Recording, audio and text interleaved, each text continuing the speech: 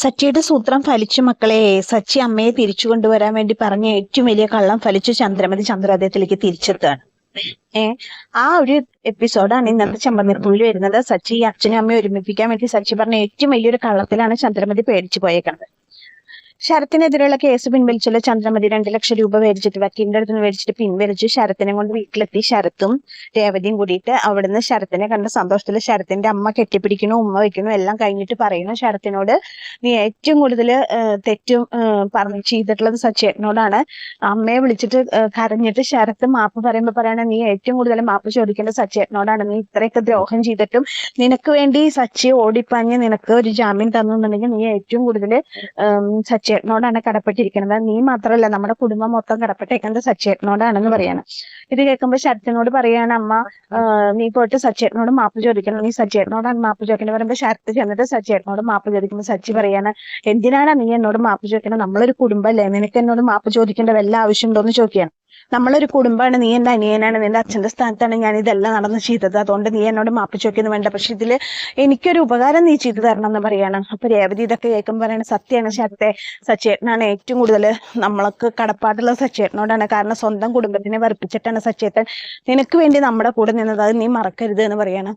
എനിക്കെല്ലാം അറിയാം ചേച്ചി പറയുമ്പോൾ സച്ചി പറയണേ, നീ എന്നോട് മാപ്പൊന്നും പറയണ്ട, പക്ഷെ നീ ഒരു കാര്യം എനിക്ക് ചെയ്തു തരാന്ന് നീ ഉറപ്പ് പറയണം. അപ്പൊ എന്താന്ന് ചോദിക്കുമ്പോൾ പറയണേ, നീ പഠിച്ച് നല്ല മാർക്ക് മേടിച്ച് നല്ല നിലയിലെത്തി നല്ലൊരു ജോലി പഠിച്ചു നീ ജീവിച്ച് കാണിച്ചു തരണം സച്ചേട്ടൻ. പറഞ്ഞു, ചെയ്യും സച്ചേട്ടാ, ഞാനത് ചെയ്യും, സച്ചേട്ടന് തന്ന വാക്ക് ഞാൻ പാലിക്കുന്നു പറയാണ് ശരത്ത്. അങ്ങനെ അവര് തമ്മില് കെട്ടിപ്പിടിക്കലും അങ്ങനെ ആ ഒരു സന്തോഷ നിമിഷമൊക്കെ കഴിഞ്ഞപ്പോ ശരത്തിന്റെ അമ്മ പറയാണ്, നമുക്ക് ചന്ദ്രയെ പോയി കാണണം, ചന്ദ്ര കേസ് പിൻവലിച്ചതുകൊണ്ടാണല്ലോ ശരത്ത് കേസിൽ നിന്ന് ഒഴിവാതെ ചന്ദ്രയെ പോയി കണ്ട് മാപ്പ് പറയണം, കേസ് പിൻവലിച്ചതിന് നന്ദി പറയണം എന്നൊക്കെ പറയുമ്പോ സച്ചി പറയും, അതിന്റെ ആവശ്യമുണ്ടോ? നിങ്ങൾ അപമാനിക്കപ്പെട്ടത് പോലെ ചോദിക്കുമ്പോ പറ്റില്ലേ സച്ചി, അത് പോയി പറഞ്ഞേ പറ്റൂ, എന്നാലും എനിക്ക് സമാധാനം ഉണ്ടാവുള്ളൂ എന്നൊക്കെ പറഞ്ഞിട്ട് അങ്ങനെ ചന്ദ്രയെ കാണാൻ പോകാൻ വേണ്ടി അവര് തീരുമാനിക്കുകയാണ്. അങ്ങനെ പിറ്റേ ദിവസം ബാമയുടെ വീട്ടിൽ പോവാണ്. ബാമയുടെ വീട്ടിൽ പോകുമ്പോൾ ബാമയുടെ വീട്ടിൽ പോയി കോളിംഗ് ബെൽ അടിക്കുമ്പോൾ ബാമ വാല് കൊടുക്കുക, ഇത് ആരൊക്കെ വന്നേക്കണെന്ന് ചോദിക്കുകയാണ്. അപ്പോൾ സച്ചിയുണ്ട്, രേവതിയുണ്ട്, ശരത്തുണ്ട്, ദേവുണ്ട്, ലക്ഷ്മിയുണ്ട്, എല്ലാവരും ഉണ്ട്. ഞങ്ങൾ ചന്ദ്രമതിനെ ഒന്ന് കാണാൻ വന്നതാ പറയാണ് ശരത്തിൻ്റെ അമ്മ. ഓ ശരി വരൂ പറഞ്ഞിട്ട് ബാമ എല്ലാവരെയും അകത്ത് വിളിച്ചിരുത്താണ്. എന്നിട്ട് ചന്ദ്ര ഏതാ നിന്നെ കാണാൻ ആരാ വന്നേക്കണം നോക്കിയേ പറയാണ്. അപ്പോൾ ചന്ദ്ര അകത്തുനിന്ന് വന്നിട്ട് ഇവരെ കാണുമ്പോൾ പറയാണ്, എന്തിനാ ഇവരൊക്കെ ഇങ്ങോട്ട് വന്നേക്കണേ? എനിക്കാരും കാണണ്ട, എനിക്ക് കാണാൻ ആഗ്രഹിക്കാത്ത മുഖങ്ങളാണല്ലോ എന്നെ കാണാൻ വന്നേക്കണെന്ന് പറയുമ്പോൾ ചന്ദ്രമതിയോട് ബാമ പറയാണ്, വാ ചന്ദ്ര ഇവിടെ വന്നിരിക്കുക, അവർക്ക് പറയാനുള്ളത് എന്താണെന്ന് കേൾക്കുക പറയണം. അങ്ങനെ ചന്ദ്രമതി ബാമയുടെ കൂടെ സോഫയിൽ വന്നിരിക്കുകയാണ്. അങ്ങനെ ലക്ഷ്മി പറയാണ്, എൻ്റെ മോൻ പൊറുക്കാൻ പറ്റാത്ത തെറ്റാണ് ചെയ്തത്, പക്ഷേ ചന്ദ്ര അത് ക്ഷമിച്ച് അവനെതിരെയുള്ള കേസ് പിൻവലിച്ചു, അതിൽ ഒരുപാട് നന്ദിയുണ്ട്, ചന്ദ്രയോട് നന്ദി പറയാനും ചെയ്ത തെറ്റിന് ക്ഷമ ചോദിക്കാനാണ് വന്നത് എന്ന് പറയണം. അങ്ങനെ ലക്ഷ്മി ചന്ദ്രയോട് ക്ഷമ ചോദിക്കുമ്പോൾ ചന്ദ്രയ്ക്ക് അതൊന്നും ഏഷ്യനിലെ ചന്ദ്ര പറയാം, എനിക്ക് ഇവരോട് സംസാരിക്കാൻ താല്പര്യമില്ല, ഞാൻ എങ്ങനെയെങ്കിലും സമാധാനമായിട്ട് വീട്ടിലൊന്ന് ജീവിച്ചു പൊക്കട്ടെ, നിങ്ങൾ എന്തിനാ എന്നെ വീണ്ടും ശല്യപ്പെടുത്താൻ വരണമെന്നൊക്കെ പറയാണ് ചന്ദ്രമതി. അപ്പൊ സച്ചി പറയും, ചെയ്ത തെറ്റിന് ക്ഷമ ചോദിക്കാനല്ലേ അവര് വന്നത്, അപ്പൊ അതൊന്ന് കേൾക്കാനുള്ള സാമാന്യ മര്യാദയില്ലേ? അമ്മയുടെ മകൻ കല്യാണത്തിന്റെ അന്ന് പന്തലിന് ഒരു പെൺകുട്ടീനെ ഇതാക്കിയിട്ട് ഓടിപ്പോയതല്ലേ, പറ്റിച്ചിട്ട് ഓടിപ്പോയതല്ലേ, എന്നിട്ടും കൂടി ആ കുടുംബം അമ്മയുടെ മോനോട് ക്ഷമിച്ചില്ലേ? അപ്പൊ ഇവര് പറയണതും കേൾക്കാനുള്ള ബാധ്യത അമ്മയ്ക്കില്ലേന്നൊക്കെ ചോദിക്കുമ്പോൾ ചന്ദ്രമതി മിണ്ടാതിരിക്കണം. ഇത് കഴിഞ്ഞിട്ട് ശരത്തിനോട് മാപ്പ് പറയാൻ പറയണ ലക്ഷ്മി മാപ്പ് പറയാണ്, ദേവു മാപ്പ് പറയാണ്, രേവതി മാപ്പ് പറയാണ്. ശരത്തിനോട് മാപ്പ് പറയാൻ പറയുമ്പോൾ ശരത്തും പോയിട്ട് മാപ്പ് പറയാണ്, ആൻറ്റിയോ ക്ഷമിക്കണം, എനിക്ക് അങ്ങനെ തെറ്റ് പറ്റിപ്പോയി, ഞാൻ അങ്ങനെ ചെയ്യാൻ പാടില്ലെന്ന്, ഞാൻ ഒരിക്കലും തെറ്റ് ആവർത്തിക്കില്ല, ആൻറ്റിയോട് ക്ഷമ ചോദിക്കാനാ വന്നതെന്നൊക്കെ പറയണം. അപ്പൊ ആ ക്ഷമ ചോദിച്ചു കഴിയുമ്പോൾ സച്ചി പറയാണ്, അമ്മ കൊടുത്ത പരാതിമേൽ അമ്മ പരാതി കൊടുക്കേണ്ട ഒരു ആവശ്യമില്ലായിരുന്നു, അമ്മ കൊടുത്ത പരാതിമേൽ എനിക്ക് 5 ലക്ഷം രൂപയാണ് നഷ്ടമായത് പറയണേ. 5 ലക്ഷം രൂപ ചോദിക്കുമ്പോൾ അതെ, ഞാൻ വക്കീലിന് 5 ലക്ഷം രൂപയാണ് കൊടുത്തത്.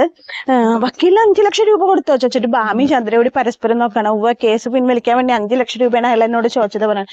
അപ്പൊ വക്കീല് ചന്ദ്രമതിക്ക് കൊടുത്തേക്കണത് വെറും 2 ലക്ഷം രൂപയാണ്. അപ്പൊ ചന്ദ്രമതി വിചാരിക്കണം, ഓഹോ 5 ലക്ഷം രൂപ കൊടുത്തല്ലേ, എങ്കിൽ അയാളോട് ഒരു 4 ലക്ഷം രൂപയെങ്കിലും ചോദിക്കായിരുന്നു, എന്നാൽ അയാളൊരു 3 ലക്ഷമെങ്കിലും തന്നാർന്നു എന്ന് ചന്ദ്രമതി ഇങ്ങനെ വിചാരിക്കണം. ഓ മോശമായിപ്പോയി എന്നിങ്ങനെ വിചാരിക്കാണ്.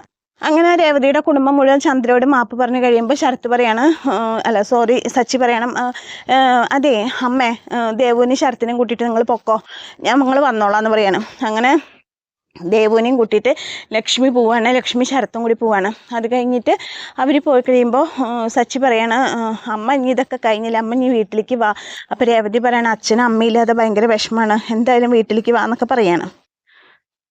വീട്ടിലേക്ക് വാന്ന് പറയുമ്പോൾ ചന്ദ്രമതി പറയണേ ഞാൻ വീട്ടിലേക്കില്ല, ഞാൻ ആരെയും ബുദ്ധിമുട്ടിക്കാനില്ല, ഞാൻ സമാധാനമായിട്ട് ഇവിടെ ജീവിച്ചോളാം എന്നൊക്കെ പറയുമ്പോൾ സച്ചി പറയണ മാമൻ്റെ എനിക്കൊരു പേടിയുണ്ട് കേട്ടോ, ഒരു കാര്യമുണ്ട്, അച്ഛൻ്റെ കൂട്ടുകാരൻ്റെ ഭാര്യ ഇടഞ്ഞിട്ട് അവര് വീട്ടിൽ പോയി, അച്ഛൻ കുറെ പോയി വിളിച്ചു അവര് വന്നില്ല.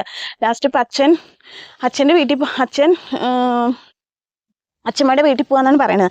അച്ഛമ്മയുടെ വീട്ടിൽ പോയി കഴിഞ്ഞിട്ടുണ്ടെങ്കിൽ എന്താണ്ടാവുമെന്ന് അറിയാലോ, അച്ഛൻ പിന്നെ തിരിച്ചു വരില്ല. അച്ഛൻ്റെ കൂട്ടുകാരൻ്റെ ഭാര്യനെ വിളിച്ചിട്ട് വരാത്ത കാരണം ആളിപ്പോൾ ആളുടെ അതേ കൂടെ പഠിച്ച ഒരു പെൺകുട്ടി, ഒരു സ്ത്രീ ഉണ്ട്, ആ സ്ത്രീ ഇതുപോലെ ഭർത്താവായിട്ട് പിണങ്ങിയിട്ടാണ് വന്നേക്കുന്നത്. അപ്പോൾ ആളെനെ കല്യാണം കഴിക്കാനുള്ള പരിപാടിയാന്ന് തോന്നുന്നു, ഭാര്യനെ ഡിവോഴ്സ് ചെയ്തിട്ട്. ഇനിയിപ്പോൾ അച്ഛനെങ്ങാനും അച്ഛമ്മയുടെ വീട്ടിൽ പോയി നിന്നുണ്ടെങ്കിൽ അമ്മേനെ ഡിവോഴ്സ് ചെയ്യുമെന്ന് എനിക്ക് നല്ല പേടിയുണ്ട് ബാമാൻറ്റി എന്നൊക്കെ പറയാണ്. അപ്പോൾ ചന്ദ്രൻ ഇതൊക്കെ കേൾക്കുമ്പോൾ ചന്ദ്രൻ ഞെട്ടാണ്. അപ്പോൾ എനിക്കറിയില്ല, ഞാൻ അറിഞ്ഞത് പറഞ്ഞെന്ന് മാത്രം. അച്ഛനെങ്ങാനും അച്ഛമ്മയുടെ വീട്ടിൽ പോയി നിന്ന് കഴിഞ്ഞാൽ പിന്നെ അമ്മയ്ക്ക് അങ്ങോട്ട് വരേണ്ടി വരില്ല എന്നൊക്കെ പറയണം. രേവതി അച്ഛനെ എന്തായാലും ബസ് സ്റ്റോപ്പിൽ കൊണ്ടുപോയി വിടണ്ട, അച്ഛമ്മയുടെ വീട്ടിലേക്ക് പോവാം, വാ നമുക്ക് പോവാം, അമ്മ വരണ്ടെങ്കിൽ വരട്ടെ പറഞ്ഞിട്ട് രേവതിനെയും കൂട്ടിയിട്ട് സച്ചി പോവാണ്.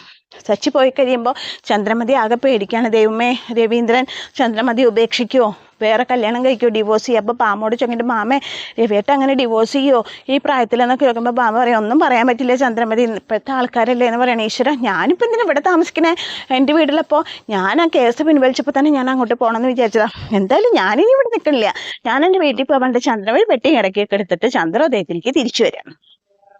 സച്ചി നോക്കുമ്പോൾ ഓട്ടോറിക്ഷയിൽ ഇറങ്ങി ചന്ദ്രമതി വീട്ടിലേക്ക് കയറി വരുന്നു. അപ്പോൾ സച്ചി പറയാണ് നിക്ക് അവിടെ അകത്തേക്ക് കയറാൻ വരട്ടെ പറയണ. എന്താടാ നീ അകത്തേക്ക് കയറാൻ വരട്ടെ പറയണ, നിക്ക് അവിടെ നിക്ക്, കയറാൻ വരട്ടെ, ഉള്ളിലേക്ക് കയറാൻ വരട്ടെ പറയണം. അപ്പം എന്തിനാടാ, ഇത് എൻ്റെ വീട്, എനിക്ക് ഇങ്ങോട്ട് കയറണമെങ്കിൽ നിൻ്റെ അനുവാദം വേണം ചോദിക്കുമ്പോൾ വേണം.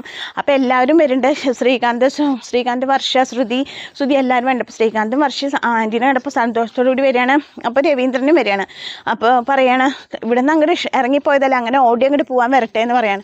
അപ്പോൾ ശ്രുതി വന്നിട്ട് പറയണം വാ അമ്മേ, എത്ര ദിവസമായി അമ്മേനെ ഇവിടെ ഇല്ലാണ്ടായിട്ട്, അമ്മ വാ അമ്മ അകത്തേക്ക് കയറി വാ അമ്മ എന്നൊക്കെ പറയണം. അപ്പോൾ സച്ചി പറയാണ് ആരൊക്കെ വിളിച്ചാലും അമ്മ അകത്തേക്ക് കയറാൻ പറ്റേ, അമ്മ കയറണതിന് കുറച്ച് കാര്യങ്ങളുണ്ട്, രേവതി ഒരു ആരതി തട്ട് എടുത്തിട്ട് വാ, അങ്കൊക്കെ ജയിച്ച് കയറി വന്നേക്കല്ലേ ആരതി ഒഴിഞ്ഞ് അകത്തേക്ക് കയറ്റാന്ന് പറയാണ്. അപ്പം ചന്ദ്രമതി പറയണേ എന്നെ ആരും ആരതി ഒഴിയേണ്ട ആവശ്യമൊന്നുമില്ല, ഇത് എൻ്റെ വീടാണ്, എനിക്ക് എപ്പോൾ വേണമെങ്കിലും പോവാം, എപ്പോൾ വേണമെങ്കിലും വരാം, ഇത് ചോദ്യം ചെയ്യാൻ ആർക്കും അധികാരമില്ല എന്നൊക്കെ പറയണം. അപ്പോൾ സച്ചി പറയണം അതൊക്കെ ഓക്കെ, ചോദ്യം ചെയ്യാൻ ആർക്കും അധികാരമില്ല എന്നൊക്കെ പറഞ്ഞിട്ടൊക്കെ ശരി, പക്ഷേ ഇപ്പം അങ്ങോട്ട് കയറാൻ വരട്ടെ എന്ന് പറയണം. രേവതി ഇപ്പോൾ ആരതി എടുത്തിട്ട് പറയുമ്പോൾ രേവതി ആരതി എടുക്കാൻ മുമ്പ് പറയും എന്നെ ആരതി ഒഴിയണ്ടെന്ന് പറയണം. അപ്പോൾ ശ്രുതിയും കൂടി പോയിട്ട് പറയണം അമ്മ കയറിക്കമ്മേ, അവൻ പറയണതൊന്നും കേൾക്കണ്ടെന്നൊക്കെ പറയണം. ശ്രുതി അങ്ങനെ ഇവിടെ കയറണത് എനിക്കൊന്ന് കാണണമല്ലോ എന്ന് പറയാണ്. എന്നിട്ട് ചന്ദ്രമതിയോട് പറയണേ എന്തായാലും അംഗം ജയിച്ച് വന്നതല്ലേ, വലതുകാല് വെച്ചും കൂടി കയറിക്കോളൂ, ആരതി വേണ്ടെങ്കിൽ പറയണം. അപ്പോൾ ചന്ദ്രമതി ഇങ്ങനെ വലതുകാല് വെച്ച് കയറാൻ തുടങ്ങുമ്പോൾ പെട്ടെന്ന് ശ്രുതി വിചാരിക്കും സച്ചി പറഞ്ഞത് കേട്ടിട്ടാണ് ചന്ദ്രമതി കാല് വെച്ച് കയറാൻ തുടങ്ങേണ്ടതെന്ന്. അങ്ങനെ വലതുകാല് വെച്ച് കയറാൻ തുടങ്ങി ചന്ദ്രമതി പെട്ടെന്ന് സച്ചിയോടുള്ള വാശി തീർക്കാൻ വേണ്ടി ഇടതുകാല് വെച്ചിട്ട് അകത്തേക്ക് ചവിട്ടി കയറുകയാണ്. അത് കാണുമ്പോൾ സച്ചി ഇങ്ങനെ മുഖം ഇതാക്കുകയാണ്. അപ്പോൾ ചന്ദ്രമതി വന്ന സന്തോഷത്തിലാണ് എല്ലാവരും, രവീന്ദ്രൻ ഫാമിലി മൊത്തം ചന്ദ്രമതി തിരിച്ചു വന്ന സന്തോഷത്തിലാണ്. അപ്പോൾ സച്ചിയുടെ ഒരൊറ്റ സൂത്രം കൊണ്ടാണ് ചന്ദ്രമതി തിരിച്ചു വന്നിട്ടുണ്ടെന്ന് ഇവർക്ക് ആർക്കും അറിയില്ല. അപ്പോൾ ഇങ്ങനെ ഒരു ചെറിയ എപ്പിസോഡായിട്ടാണ് ഇന്നത്തെ ചെമ്പന്നിപ്പ് അവസാനിക്കുന്നത്. അപ്പോൾ എൻ്റെ കഥയായിട്ട് ഇഷ്ടപ്പെട്ട കൂട്ടുകാരെ എൻ്റെ ചാനൽ ലൈക്ക് ചെയ്യുക, ഷെയർ ചെയ്യുക, സബ്സ്ക്രൈബ് ചെയ്യുക, ഇതുവരെ സപ്പോർട്ട് ചെയ്ത എല്ലാവരോടും നന്ദിയുണ്ട്. അപ്പോൾ എല്ലാവർക്കും താങ്ക് യു.